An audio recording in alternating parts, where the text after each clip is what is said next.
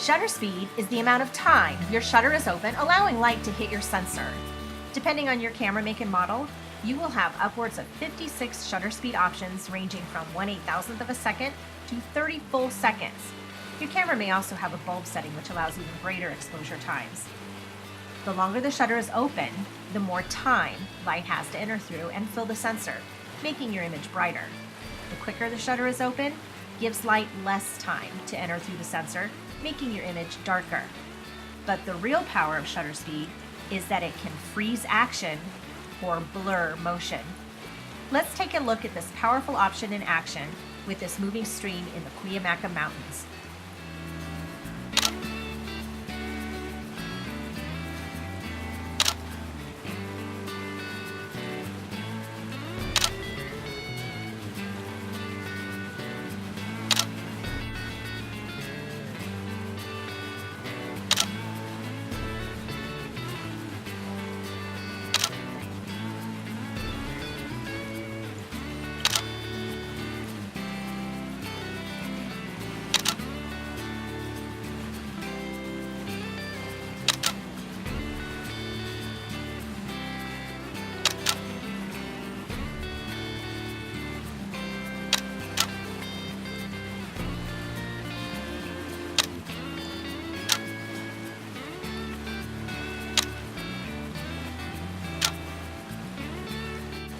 Did you notice what happened as the shutter speed got longer?